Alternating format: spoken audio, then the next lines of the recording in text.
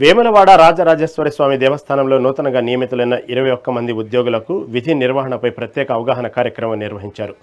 ఆలయ ఈవో రమాదేవి ఉద్యోగులకు దేవాదాయ శాఖ నిబంధనలు, క్రమశిక్షణ, ఆలయ సేవ విధానాలపై దిశానిర్దేశం చేశారు. ఆలయ పవిత్రతను కాపాడుతూ భక్తులతో సౌమ్యంగా, మర్యాదపూర్వకంగా వ్యవహరించాలని సూచించారు. సమయపాలన, నిబద్ధత, నిజాయితీతో పనిచేస్తూ ఆలయ ప్రతిష్టను పెంచాలని పిలుపునిచ్చారు. ఈ కార్యక్రమంలో DEO Naveen Kumar, senior assistant Vamsi Mohan, ఆలయ అర్చకులు తదితరులు పాల్గొన్నారు. ఇబ్బంది ఎదుర్కొన్న కొన్ని సంవత్సరాల పాటు కూడా, ఇప్పుడు దాదాపు ఒక దశాబ్దం పాటు కూడా, ఈ సందర్భంగా మాత్రం ఆ రాజరాజేశ్వర స్వామి దయతో అద్భుతమైనటువంటి పండితులను మాకు ఇచ్చినని చెప్పిన ఈ సందర్భంగా ఈరోజు ఉదయమే వారి యొక్క వాక్యాన్ని వినడం జరిగింది. మాకు ఈ ఆలయంలో రాజేశ్వర శర్మ గారికి చెప్పినట్టుగా ప్రతి జాములో, అంటే మనకు సుప్రభాతం ముందుగా మంగళ వాయిద్యాలతో స్వామికి సేవ ఉంటుంది.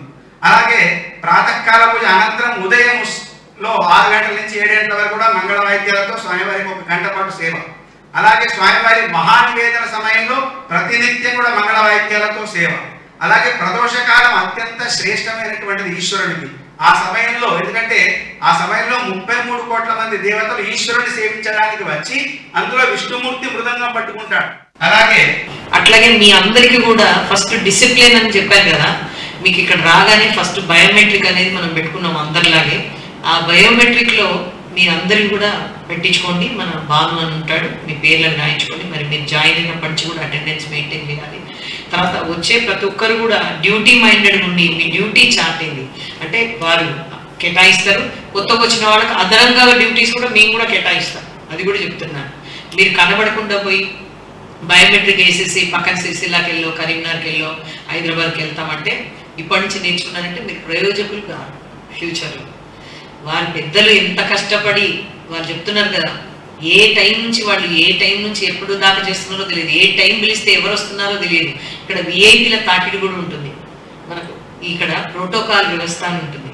దానికి సంబంధించినప్పుడు కూడా మన అర్చకులందరూ కూడా గౌరవ స్థానంలో డ్రెస్ కోడ్లో వచ్చి చక్కగా అందరూ కూడా సహకరించాలి. మీరు నీలం, తాళం, రిలీజియస్ మిగతా పోస్టుల వాళ్ళు కూడా అట్లా డ్రెస్ కోడ్లో ఉండి చక్కగా మీ పని మీరు టైంకు మేము లేము అనిపించుకోకుండా మీరు పని చేయాలి. అందరూ చేసి ప్రాక్టీస్తో వచ్చింది ఇక్కడికి. ఎంతో కొంతమంది ఇక్కడ సర్వీస్ కూడా చేశారని ఒక్కొక్కరి గురించి ప్రశంసలు కూడా చేశారు. కాబట్టి ఆ ప్రశంస నిలబెట్టుకోవాలి. ఉద్యోగం రాగానే మేము మర్చిపోతాము, మా గతాన్ని మర్చిపోతామని అనుకోకూడదు.